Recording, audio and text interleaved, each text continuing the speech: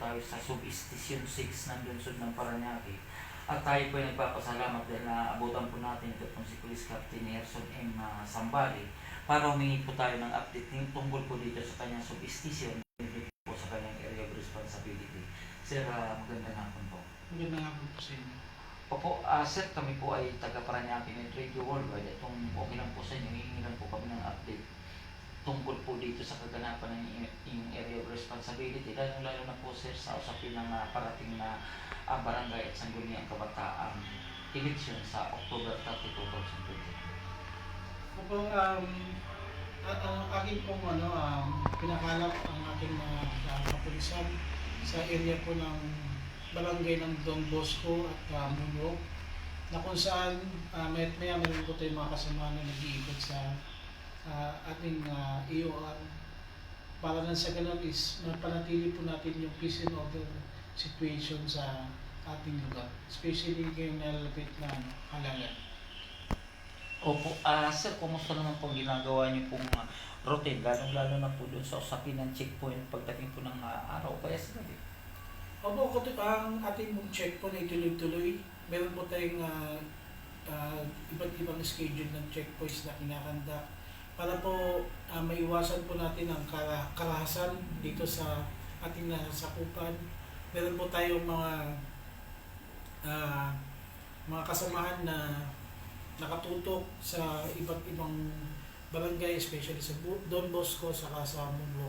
So tuloy-tuloy po ang ating checkpoint para maiiwasan po natin yung mga tinatawag nating election-related violence na kung saan ating pong ini-implement yung gun ban sa ating mga lansangan. Opo, sir, dito po sa lugar ng Barangay Muno, batid po natin na ang eleksyon po din ay tila may 4 na grupo ang nakilahok sa ating barangay at sangguniang kabataan eleksyon. Kung okay lang po sa inyo, sir, kumusta naman po ang monitoring niyo po sa kanila, lalong-lalo na po doon sa usapin ng vote sealing, vote buying, or ano pang uri na ipinatutupad ng ating COMELEC?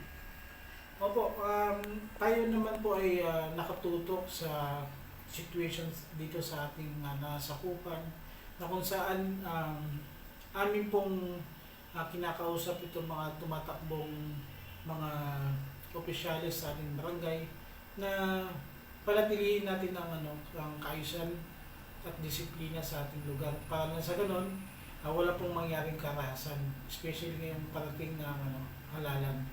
At atin pong minomonitor ang mga incidents po ng vote buying at vote selling. Paminsan-minsan po may mga natanggap kami mga information, pero ganun pa man ang ating validation ay atin pong ginagawa para nang sa ganun matugunan natin lahat ng mga complaint ng ating mga nasakupan. Opo, sir, tungkol po doon sa usapin dito po siguro sa ating mga basic naman po ito na palagi naman natin ay tatanong. Yung tungkol sa usapin ng 16 auto, maging dito po sir sa 9165, kumusta naman po sir ang dalawa dito po sa inyong lugar? Ganun din po yung yung 16 auto sa 9165 ang ating pong mga kapulisan dito sa area ng Substation 6. At tuloy-tuloy po ang ating pagkandak ng surveillance sa casing dun sa mga areas na kailangan po nating bantayan, especially yung kung saan rampant yung 1602 at may mga presence po ng mga users ng illegal drugs. Opo. Sir, sa October 29 magkakaroon po tayo ng tinatawag na liquor ban. Kung okay lang po sa inyo, ano pong preparasyon ang ginagawa niyo po para po may patupad po yung ordinansa na yun, yung patakaran ng COMELEC? May preparasyon po ba kayo para ipaalam doon po sa mga ating mga may tindahan o sa mga ating mga kababayan? Opo, yung ating liquor ban ay isa din po sa aming pinagtutunan ng pansin sapagkat ito ay inatas po sa atin para i-implement yung liquor ban. Actually po, pinakancel ko na po yung mga day off ng ating mga kasamahang police para na sa ganun 100% full alert status po tayo para sa implementation ng liquor ban ngayong parating na halalan. Opo. So, ibig sabihin, sir, sa ngayon, bagamat magkakaroon po tayo ng activities sa usapin ng eleksyon. Wala po bang additional na manpower na pwedeng idagdag sa inyo mula po sa inyong Southern, etc.? Ngayon pong ilang araw pa ang bagong eleksyon, kami po ay nakadeploy bilang skeletal force dito sa ating mga nasakupan. Based naman sa information namin natanggap, may mga augmentation po galing po sa district headquarters ng Southern Police District upang makatulong sa lahat ng polling precincts at ibang parte na ating nasakupan. Okay sir, pagkatapos po ng eleksyon ay tila magkaroon po ng celebration ng Ondas. Ano po bang preparasyon po doon kung meron po kayo? Opo, nagkaroon na po kami ng meeting patungkol dyan. After po natin ng election natin, ganoon pa rin, naka-full alert status pa rin po ang ating kapulisan para na sa ganun masiguro po natin yung kaligtasan ngayong parating na Ondas. Akin pong ipinag-utos din sa aking mga kasamahan na maging alerto po sa lahat ng panahon para na sa ganun hindi po magkaroon ng mga krimen dito sa area ng Don Bosco at Mongo. Opo, siguro sir, kami po ay nagpapasalamat sa inyo bagamat kayo po ay talagang busy po kayo sa schedule. Katulad po kanina, nagkaroon po ng sunog dito sa lugar ng Munok, na kung saan natin po mga kababayan, tila sabihin po natin na palapit ang eleksyon, palapit ang Pasko, nagkaroon sila nagkaroon ng ganong sakuna. Opo, siguro sir, panawagan na lang po sa ating mga kababayan para sila po mag-ingat o sabihin po natin na umiwas lumabag doon sa mga ipinagbabawal ng ating batas. O kaya lalong-lalo sir sa usapin ng 16-auto o 9165 o naman uri ng election violence para sa darating na October 30. Opo, ako po kabilang ang PNP ng Parañaque ay nananawagan sa ating mga kababayan na hanggat maaari maging law-abiding citizen po tayo, especially ngayong parating na halalan. Gawin po natin kung ano ang tama at doon sa may mga gun holders, alam naman po natin na gun ban ngayon, iwasan po muna natin dalhin ng ating mga baril sa labas ng ating mga tahanan upang nang sa ganun hindi tayo mahuli ng ating kapulisan. Patungkol naman po sa usapin ng mga nakikipag gambling saka sa 16-auto, atin pong iwasan yung mga bisyo na to upang sa ganon hindi po tayo mahuli ng ating mga otoridad at mas magiging maayos pa ang ating komunidad. Yes sir, kami po ay buong puso nagpapasalamat sa inyo dahil nga po sa binigay niyo po sa amin update ng tungkol po dito sa barangay Monroe, maging sa barangay Don Bosco.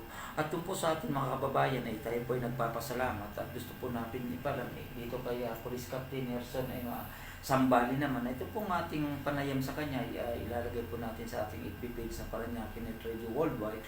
Ganun din po sa Express Parañaque News, maging sa Media Patrol at iba pa ating mga social account naman upang ito po ay ating maipalam sa ating mga kababayan na dito po sa lungsod ng Parañaque, lalong-lalo na po dito sa barangay Don Bosco at maging sa barangay Monroe na ang ating mga kapulisan ay tuloy-tuloy na nagmumonitor at tuloy-tuloy na nagtatrabaho para po sa kanilang araw-araw na function duties and responsibilities, lalo na po sa darating na barangay at iski election. Maraming salamat sir. Thank you po. Maraming salamat.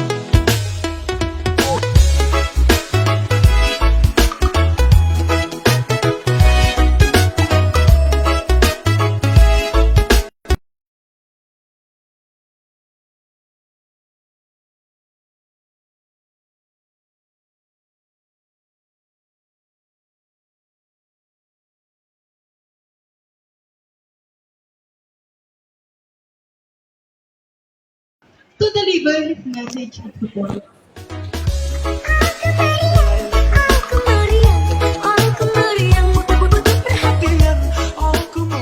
Ito po isa pong mga kalikasan at maagos na hapon po sa ating lahat. Gusto ko lang itong batiin ang mga kapitan na dito ngayon. Si Kapitan Noel Rapdos ng Barangay San Isidro, ang aking idol. Kaya po, si Kapitan John Quezon ng Barangay Tambo. At si Kapitan Marilyn Burgos ng Barangay Dungalo, kayo nandito. At yung mga kagawad, si Kagawad Lani, Kagawad Darwin. Salamat po sa Asyanas, bangunan po ni Engineer Risa. Dahil po siya po yung aming adapters, kaya po kami nagkaroon ng award ng Dawat Taga-Ilog at nag-champion po sa Liquid Waste sa tulong po ni Kapitana Jen ng Barangay Tambo. Okay, ayun lamang po siguro at magandang hapon po sa atin na.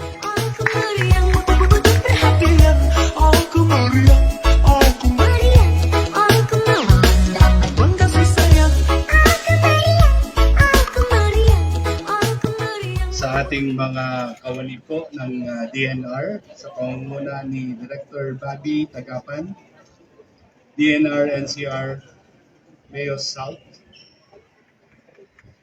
kay Engineer Risa Montances. Magandang hapon po sa lahat ng ating mga kaibigan from the